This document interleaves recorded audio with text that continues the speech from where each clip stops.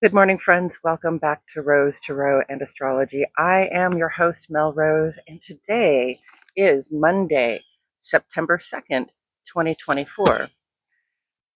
Thank you so much for being here. Thanks for tuning in to spend this time with me and to catch up with your current astrology. I feel really happy and blessed today. I was up a little bit late last night because I was joining Nadia Shah for a live video on her 18th anniversary as a professional astrologer. So it was quite an honor to be there with her. And if you want to go check out the conversation that we had last night, it's over there on her channel, Nadia Shah. And while I'm on that subject, I'm also going to be doing a class through Nadia's Synchronicity University coming up on Saturday, the 7th. That is a class about natal moon placements, following the phases of the moon, and how you use that information to navigate a sort of comfortable life for yourself in the private realm, in your home and in your private relationships, how we use that information to get comfortable. And that again is on Saturday the 7th. Please join me for it. You just have to go over to Nadia Shah's Synchronicity University and sign up for the class. And we'll have the link in the description below. I look forward to seeing you there. It is a gorgeous morning here in Lee's Summit, Missouri. There's a little bit of a cool breeze, but the sun is shining.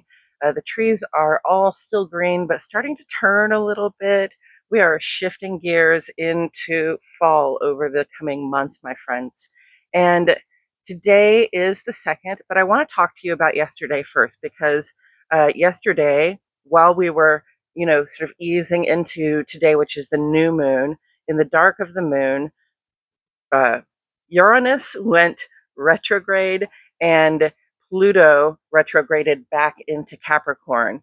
And Pluto's going to be in Capricorn for about 3 weeks, and then it will move back forward into Aquarius, and we will never see Pluto in Capricorn for the rest of our lives. Okay, so you might find yourself in a bit of a point of review here about the things that have changed in your life, especially materially, over the past 20 or 30 years. Security, things that you used to think of as security that are now not security.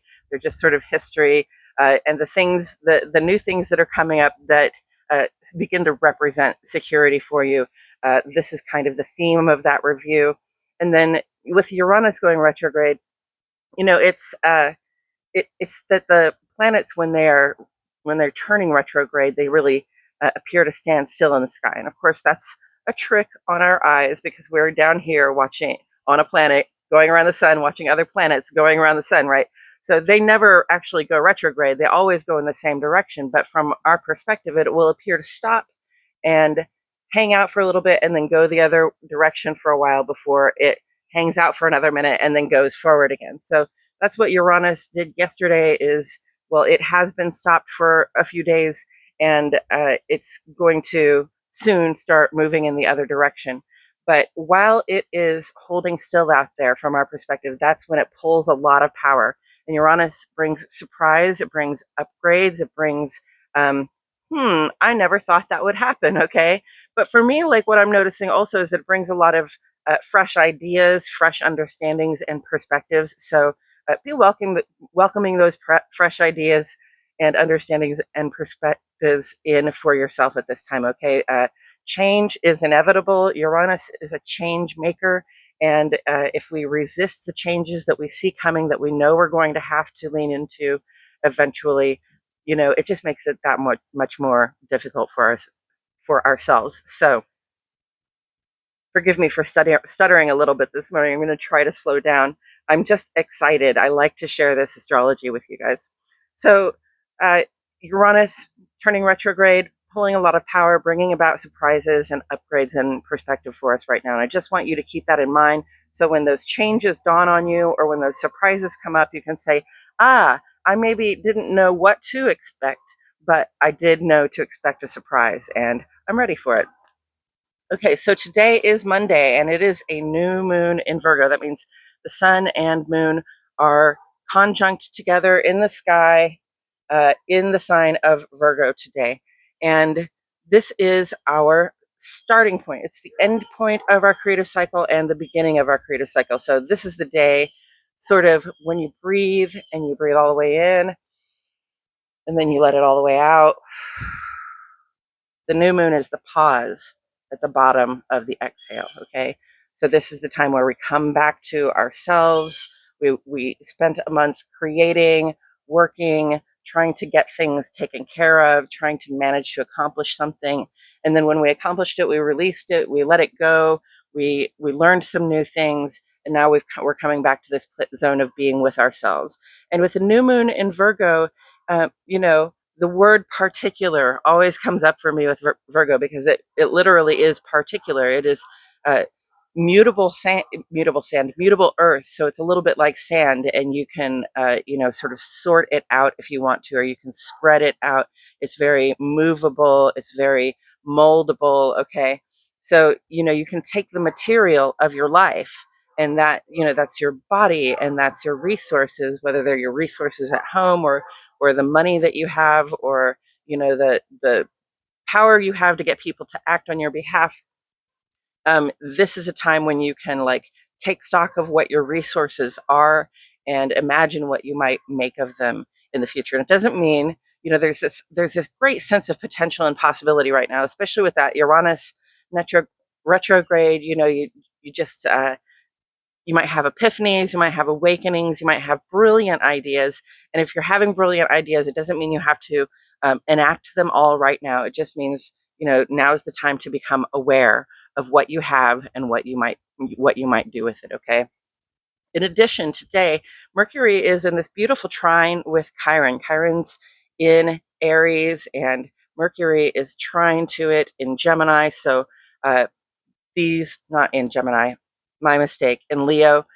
So uh, these are two signs in fire. It's about activity. It's about the things that you might do to bring about some healing, but nothing very specific. Trine just gives grace. It just allows it to happen. Okay, so I'm going to say that the action that I would take today, in terms of welcoming in that grace, that smooth, easy ability to achieve some problem solving, Moon in Virgo, some healing, Chiron in Aries, that would be about saying out loud what it is, the healing that you're looking for, the problem that you want to solve, or the healing that you want to find in the world, for yourself and for everybody else. It's a good day to speak it out loud with your words, write it down in your journal, that kind of thing.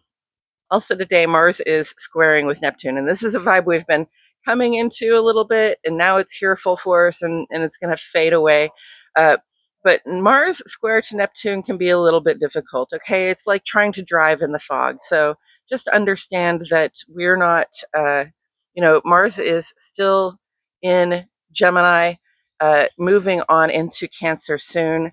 And so we're already in this mode of kind of having to do things twice, right? It's I think that this will work, and I go ahead and do it, and maybe it worked or maybe it didn't, but I'm going to back up. I think that this will work, and I'm going to do it. All right, so we're taking two-pronged approaches to things, and sometimes we're having to do things twice to get them right.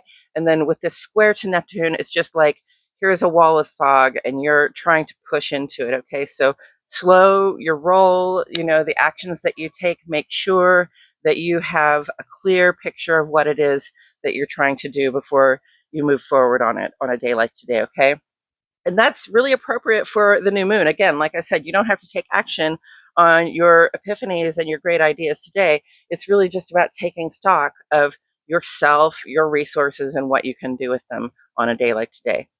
Coming up on Wednesday, Mars is going to have an adjustment with Pluto, which has just backed up into Capricorn. So that might be a little bit challenging. Pluto and Capricorn, we've been trying to sort of like climb our way out of Pluto and Capricorn for a couple of years now, after 20 or so years of Pluto in Capricorn. And Mars and Pluto together, they they rule Scorpio. Okay, so this is about afterlife stuff. It's about life and death stuff. It's about